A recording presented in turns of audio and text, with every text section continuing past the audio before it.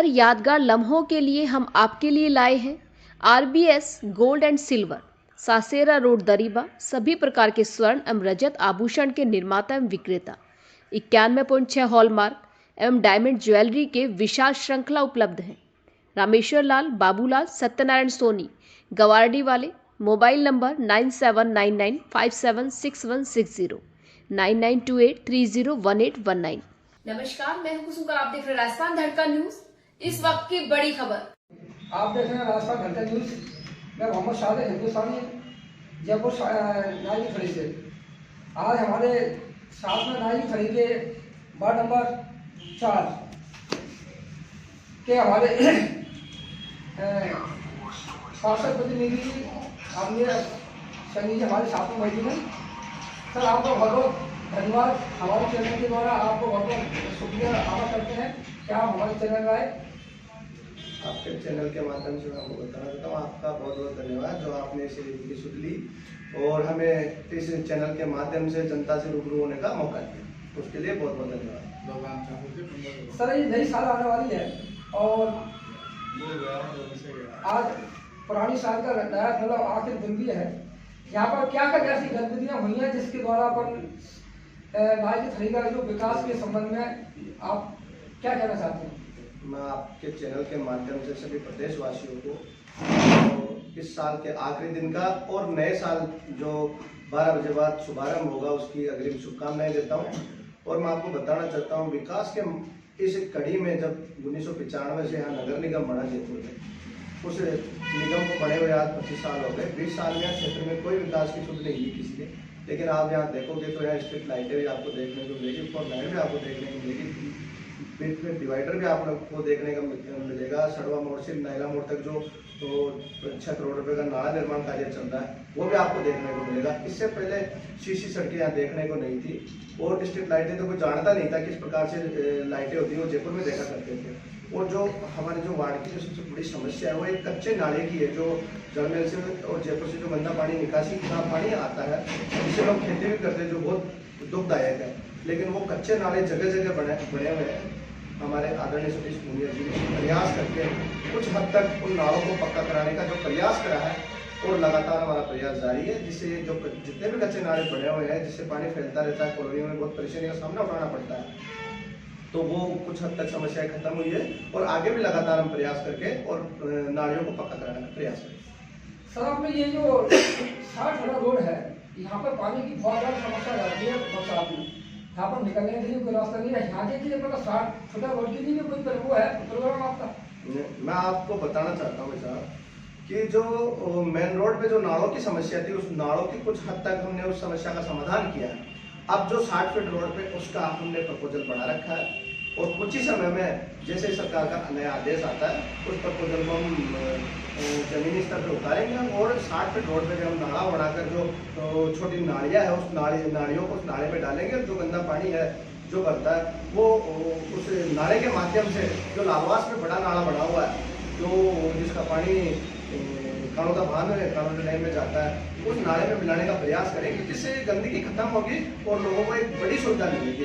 और मैं आपको बताना चाहता हूँ कि जो अमृत योजना है मोदी जी की, उस योजना के तहत 70 से 80 करोड़ रुपए इस वार्ड में आदरणीय पूर्व विधायक महोदय सतीश पूनिया जी ने मंजूर करवाए थे और उसका उद्घाटन भी आचार संहिता से पहले हो गया था। ठेकेदार जी से बात हुई है लगातार, वो कुछ ही समय में जो सिविल लाइन का कार्य है वो चालू करवाएंगे। तो अगर सिविल लाइन सब जगह वार्ड में हो जाती है तो जो गंदगी आप बता रहे हो, गलियों में गंदगी है, रोडों पे पानी फैल रहा है, उस पानी का हमें परमानेंट 100 साल की समस्या का समाधान होगा। सर, जो 20 साल करी हुए है और ये भाई जोशी जी ने उसमें जो काम किया तो उसमें काफी मतलब अनियमितता पाई गई, उसके बारे में आप क्या कहेंगे? जो जल जीवन जो मिशन था मोदी जी का, आदरणीय विधायक सतीश पूनिया जी का जो प्रयास था, उस प्रयासों के अनुरूप यहाँ 20 करोड़ रुपए मंजूर हुए। मंत्री महोदय जी तो यहाँ अगर चाहते तो वो उसका समय सीमा थी अक्टूबर नवंबर 2023 की पानी चालू करने की, लेकिन वो अधिकारियों की वजह से, मंत्री महोदय जी की वजह से, सरकार की, कांग्रेस सरकार की वजह से वो स्कीम लेट हुई, डिले हुई। और आप देख रहे होंगे आज भी टंकी बनकर तैयार है, लाइनें डली हुई है, लेकिन जेडीए और इस कांग्रेस सरकार ने इस रामगढ़ रोड पे अनुमति नहीं दी PhD को कि इस पे आप लाइन डाल लें। अगर वो लाइन डल जाती तो संगठन को टंकी चालू हो सकती, लोगों को सुविधा मिलती, लेकिन लोगों को सुविधा नहीं मिले, इसीलिए इसकी NOC जारी नहीं करी। तो जनता ने बता भी दिया, सरकार को बदल दिया, नई सरकार बनी है। अब जैसे ही कोई UDH मंत्री बनता है और जल्दी हम प्रयास करेंगे कि NOC मिल जाए और पानी की टंकी चालू रहे, जिससे आम जनता को राहत मिले।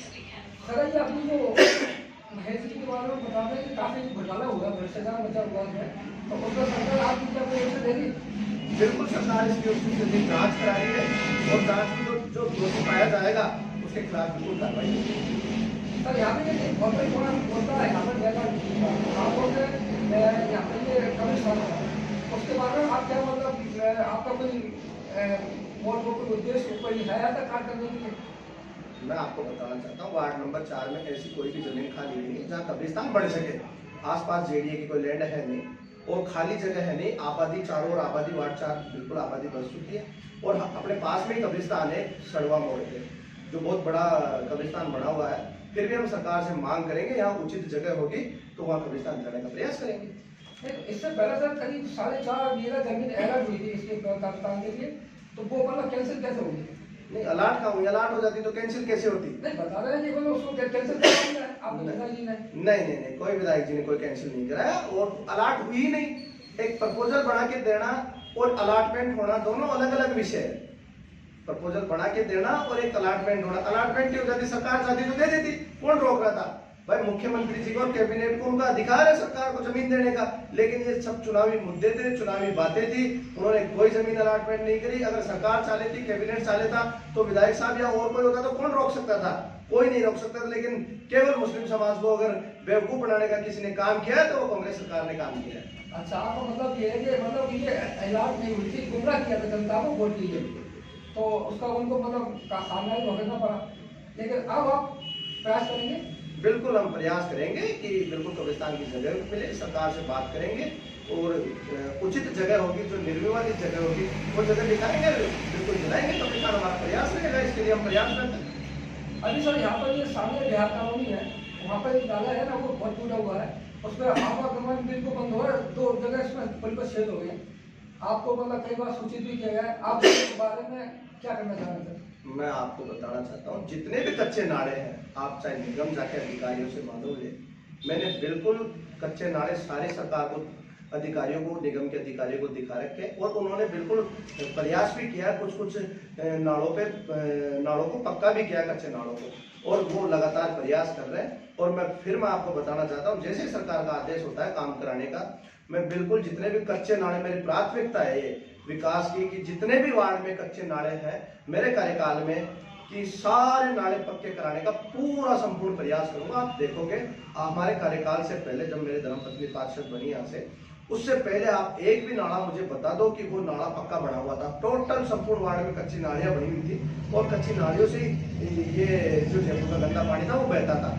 लेकिन हमने बहुत सारे पक्के नाले बना दिए, बाकी जितने भी बचे हुए हैं उन सबको हम बिल्कुल कराने का प्रयास करें। और सर ये कॉलोनियों में CC रोड की बहुत मतलब आवश्यकता है, इसके बारे में भी आपका प्लान?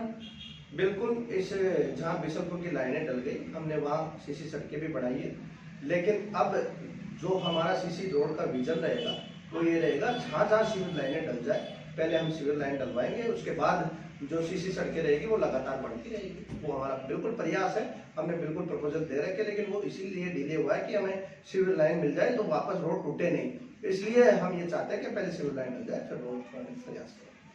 अंत में सर आप अपने नागरिक फ्री की जनता के लिए आने वाला जो वर्ष है उसके लिए आप क्या कहना चाहेंगे, क्या मैसेज देना चाहेंगे?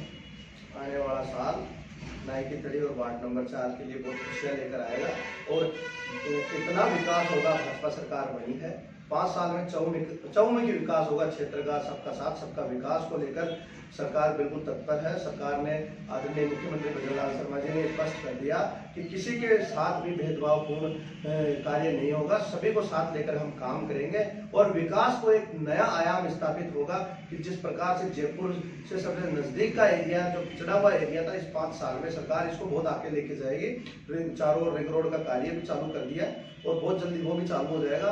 बिशनपुर भी आ गई, 4 लाइन हो गई, स्ट्रीट लाइटें हो गई, सड़कें बन रही है, सिविल लाइन डल रही है, तो बहुत सारे विकास कार्य होंगे जिससे इस क्षेत्र का विकास होगा। लाइट तो अभी भी, इसकी लाइट तो अभी भी नहीं चल रही है, क्या कारण है? मैं बताऊं आपको साहब, ये क्या था कि जब स्ट्रीट लाइटें लगी, लाइटें लगते ही रोड का काम चालू हो गया, रोड का काम बंद हुआ, नाले का काम चालू हो गया, नाले का काम चालू होते ही अब बिशनपुर की लाइन का काम चालू होगा, इसीलिए लाइन डैमेज हो गई। अब इसका हमने फेज अधिकारियों को बताया, फेज वायर डलवा के और खंभों पर ऊपर फेज वायर खिंचवाएंगे, जिससे ये लाइटें बंद हो रही है उसकी समस्या नहीं हो और लगातार लाइटें चल। बहुत बहुत धन्यवाद। आप देखते रहिए राजस्थान धड़कन न्यूज़।